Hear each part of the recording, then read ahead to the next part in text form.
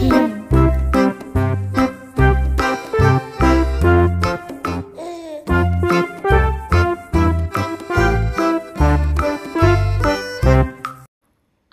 সোনা মায়ের জন্মের পরে একটা মাস কীভাবে স্বপ্নের মতো চলে গেল, তাই না?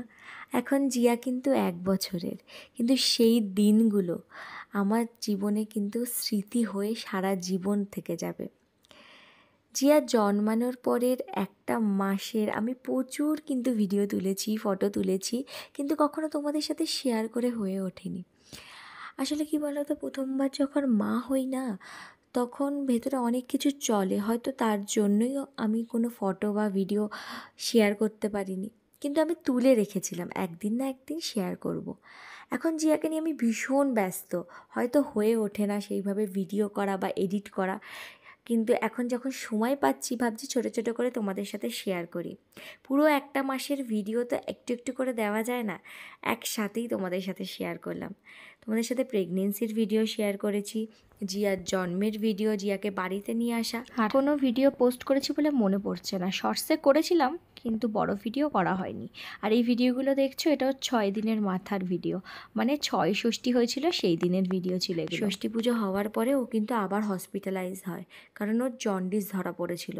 প্রথমে যখন ও জন্মেছিল তারপরে ওকে 2 দিন রাখা হয়েছিল জন্ডিসের জন্য, তারপরে বাড়ি আসলো, তারপরে ষষ্ঠী পুজো হলো, তারপরে আবার 2 দিনের জন্য কিন্তু ওকে হসপিটালাইজ করা হয়েছিল, কারণ ওর জন্ডিসটা প্রচুর পরিমাণে বেড়ে গেছিলো।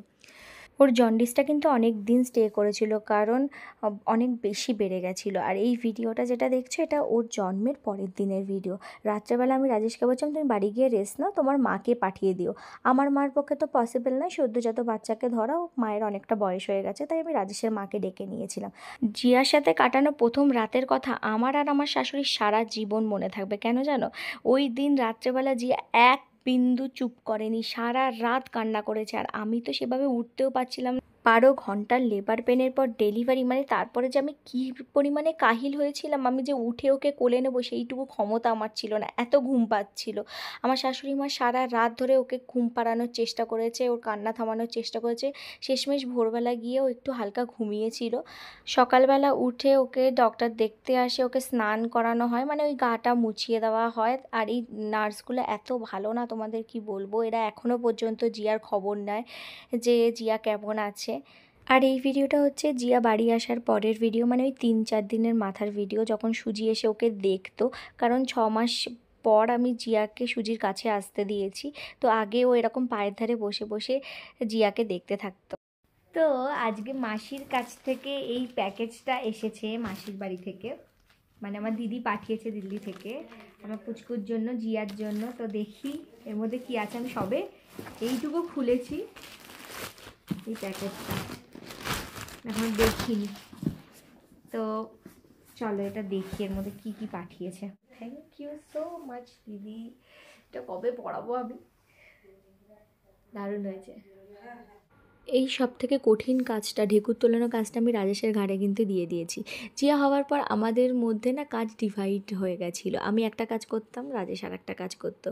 মানে তোমাদের কাছে একটা কথা আজকে শেয়ার করি, যেটা নিয়ে আমি ভীষণ গর্ব করি, আমি ভীষণ প্রাউড ফিল করি, যে আমি আর রাজেশ আমাদের সন্তানকে উইদাউট সাপোর্টে, মানে না ফ্যামিলির সাপোর্ট নিয়েছি না বাইরের কারোর সাপোর্ট ছাড়াই দুজন মিলে কিন্তু মানুষ করে চলেছি।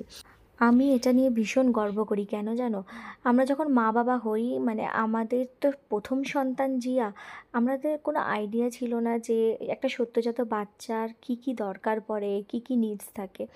তো আমরা কিন্তু দেখেছি, বুঝেছি এবং শিখেছি, তিনটে একসাথেই করেছি। জিয়া জন্মানোর সময় কিন্তু ওর ওয়েটটা অনেকটাই কম ছিল, ইনফেকশান হওয়ার চান্স, ঠান্ডা লাগার চান্স, নিউমোনিয়া হওয়ার চান্স কিন্তু খুবই বেশি ছিল। তো ডাক্তার বলেছিল অবশ্যই মা এবং বাবা দুজন মিলে ওকে সামলাবে, বাইরের কারোর কাছে দেওয়ার আগে। এবং আমরা ডাক্তারের কথা অক্ষরে অক্ষরে পালন করেছি। আমরা দুজন মিলেই কিন্তু আমাদের সন্তানকে বড় করেছি, আমাদের সন্তানকে দেখেছি, ওকে দেখে আমরা শিখেছি। একটা তুলতুলে নরম মাংস, ওকে যে কিভাবে কি করতে হয় সেইটা সম্পর্কে না আমি ভালো আইডিয়া ছিল না রাজেশের আইডিয়া ছিল, কিন্তু আমরা চেষ্টা করে গেছি। আর হ্যাঁ, এখন জিয়া 1 বছরের হয়ে গেছে, আমাদের চেষ্টা সফল হয়েছে। সেই সময়টা কিন্তু ভীষণই কঠিন ছিল, একে পোস্টপার্টামের সময়, বডি রিকভারির সময়, তারপর একটা সন্তান, একটা ছোট্ট সদ্যোজাত সন্তানকে নিজে হাতে মানুষ করা যে কতটা কঠিন সেটা একটা মাই বুঝতে পারবে আমার কথাটা। আমি প্রথম থেকেই ডিটারমাইন ছিলাম যে আমি একাই করব সব কিছু, আমি আমার হাজব্যান্ডের সাপোর্ট নিয়ে কিন্তু একাই সব কিছু করবো, কারণ পুরো প্রেগনেন্সি জার্নিটা আমি একা ছিলাম, আমি কারোর সাপোর্ট নিইনি। আমরা দুজন সুন্দর করে প্রেগনেন্সি জার্নিটা কাটিয়েছি এবং আমরা সন্তানকে নিয়েও একাই করতে পারবো, সেটা আমার মানে মনের দৃঢ় বিশ্বাস ছিল এবং সেটা আমরা করেও দেখিয়েছি। হ্যাঁ, যখন জিয়া হয় তখন 1 মাস আমার শ্বশুর শাশুড়ি এবং আমার মা আমার কাছে ছিল, তারা আমাকে অনেক হেল্প করেছে, বাজার ঘাট, রান্না, সুজিকে দেখা, পুরো ঘরটা সামলানো তারাই করেছে পুরো 1টা মাস। তখন আমি জিয়াকে নিয়ে ভীষণ ব্যস্ত, জিয়ার প্রতিটা কাজ আমি করতে ব্যস্ত ছিলাম, তো আমার ওই দিকে তো একটুও চোখ দেওয়ার সময়ই ছিল না। তাই ওই দিকগুলো কিন্তু ওই 1 মাস আমার বাড়ি থেকে প্রচণ্ড হেল্প পেয়েছিলাম, কিন্তু জিয়াকে কিন্তু আমরা দুজন মিলেই সুন্দর করে চেষ্টা করে গেছি বড় করার। আর আজ কিন্তু জিয়া 1 বছর পূর্ণ হয়ে গেছে, মানে এর থেকে খুশির জিনিস হয় না আসলে। একজন মা যখন তুমি হবে তখন তোমার মধ্যে নিজে থেকেই চলে আসবে যে তুমি তোমার সন্তানের জন্য সব কিছু করতে পারো। পৃথিবীর যতই বাধা আসুক না কেন, যতই কষ্ট হোক না কেন, আমি সব পারবো, আমি একাই সব পারবো। আর এই এখন যে ভিডিওগুলো দেখছো এটা হচ্ছে জিয়ার যখন 15 দিনের ওপরে হয়ে যায় বয়স, আর ওর ওয়েট হয়ে যায় 2.5 কেজি, তখন ওকে ডক্টর বলে সাবান শ্যাম্পু দিয়ে সুন্দর করে স্নান করাতে। তো সেদিন আমরা সুন্দর করে ওকে স্নান করাই, মানে আমিই করাই। আর ভীষণ ভয় লাগছিল একটা ছোট্ট তুলতুলে বাচ্চাকে কি করে কোলে নিয়ে আমি স্নান করাবো, বাট আমি পেরেছি। আমি সুন্দর করে ওকে স্নান করিয়ে জামা কাপড় পরাচ্ছিলাম, আর এখানে ও ওয়াঁ ওয়াঁ করে কাঁদছে কারণ খুব ঠান্ডা ছিল ওয়েদার। ওকে আমি থার্মাল পরাচ্ছি, আর ওর জামাটা দেখছো কত বড়, ভিডিওতে কিন্তু ওকে বেশ বড় বড় লাগছে, কিন্তু অ্যাকচুয়ালি ও খুবই ছোট ছিল। একটা মানে নিউবর্ন বেবির বাচ্চার জামা ওর কত বড় বডিতে লাগছে। আর এই ছোট্ট ম্যাঁ ম্যাঁ করে কাদা বাচ্চাটা না এখন 1 বছর পূরণ হয়ে গেছে, কী যে দুষ্টু হয়েছে কি বলবো। মানে সময় কত তাড়াতাড়ি চলে যায় তাই না, 1টা বছর কেটে গেল। প্রথম স্নান তো দেখে নিয়েছো, আর এই গল্পটা তোমাদের সাথে শেয়ার করি। জিয়া জন্মানোর আগে যখন 2024-এ ভ্যালেন্টাইন ডে ছিল, তখন না রাজেশ আমাকে এই গিফটটা করেছিল, এই জিনিসটা একটা সুন্দর আওয়াজ হয়, হালকা মিষ্টি একটা আওয়াজ। তো আমি না সবসময় পেটের কাছে নিয়ে এরকম করে শুনতাম, তখন একটা মানে ফিল পেতাম যে ও একটা কিক করছে। আমি না খুব একটা ফিল পাইনি জিয়া যখন আমার পেটে ছিল, কারণ আমার প্লাসেন্টাটা ভেতরের দিকে বাইরের দিকে ছিল তার জন্য। তো এই সাউন্ডটা ও যখন জন্মায় তারপরে ওকে শোনানো হলে পুরো ঘুমিয়ে পড়তো।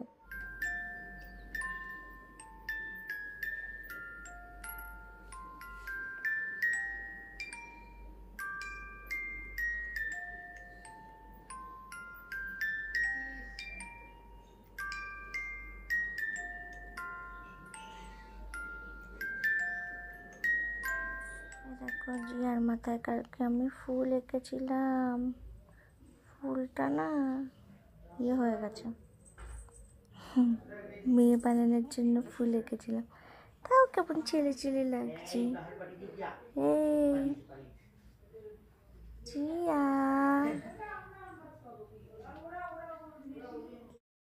আমরা কলকাতা থেকে দূরে থাকি, সেই জন্য হয়তো ফ্যামিলিকে সেইভাবে পাইনি, কিন্তু জিয়া হওয়ার সময় যে আমাদের শ্বশুর শাশুড়ি, আমার মা এসেছিলেন না, ওনারা মানে আমাদের কাছে যেরকম এই সময়গুলো মেমোরেবল, ওনাদের কাছেও কিন্তু খুবই সুন্দর একটা স্মৃতি।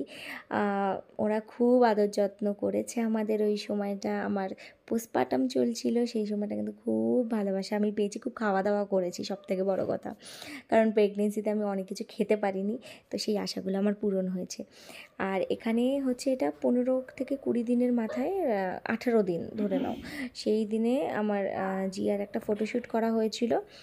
মানে আমার ইচ্ছা ছিল যে আমি প্রেগনেন্সিতে ফটোশ্যুট করব না, আমি বাচ্চা হবার পরে ফটোশ্যুট করব, এবং সেটাই আমি করেছি। আর এখানে জিয়াকে কত কষ্ট করে চোখ বন্ধ করানো হচ্ছিলো। এই ভিডিওগুলো না, ফটোগুলো না শুধু চোখটা বন্ধ থাকবে বেবি তাহলেই তোলা হয়, বাট জিয়া কিছুতেই চোখ বন্ধ করবে না, চোখটা খোলা আর মাঝে মাঝে ম্যাঁ ম্যাঁ করে কেঁদে উঠছে, আবার ফিট করাচ্ছি, আবার মানে ফটো তুলতে নিয়ে আসি, এই করে করে খুব সুন্দর সুন্দর ফটো, মানে ওগুলো যে কি সুন্দর, মানে কি কিউট ফটোগুলো, মানে আমার বলা উচিত না, বাট আমারই এত ভালো লাগে ওই ফটোগুলো। আমি সারা ঘরে টানাবো বলে আমি এখন সেট করবো বলে ঠিক করে রেখেছি। আর এই দেখো আমার কুটলু পুটলুকে, এই ভিডিওটা হচ্ছে ওই যখন ফুলটা এঁকেছিলাম না, ওই তখনকারই কোনো একটা সময়ের ভিডিও।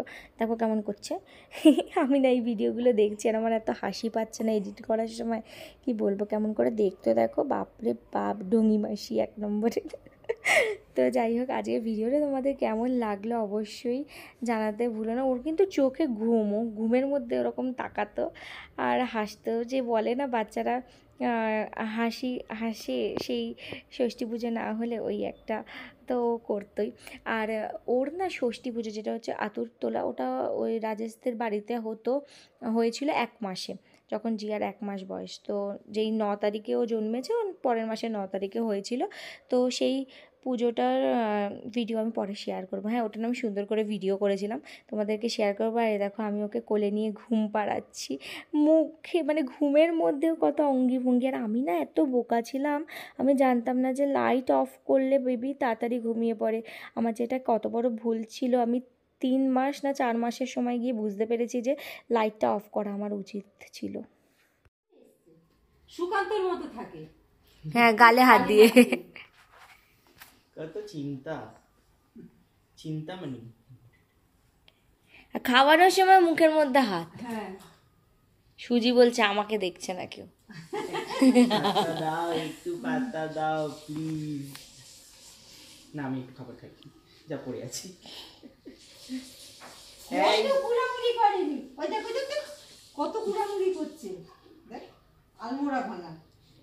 ওকে এই জামাটা পরিয়ে দিচ্ছি, কি বড়, ওই পাপ থেকে মাথা পর্যন্ত।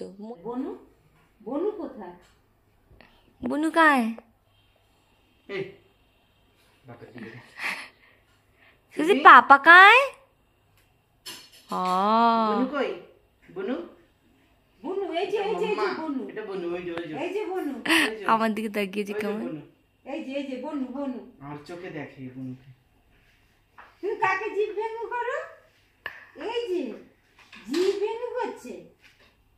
ও দিদি হয়ে গেছে, হ্যাঁ, আমি আসলে তারপরে করে তরকারিটা, ওই যে তরকারি।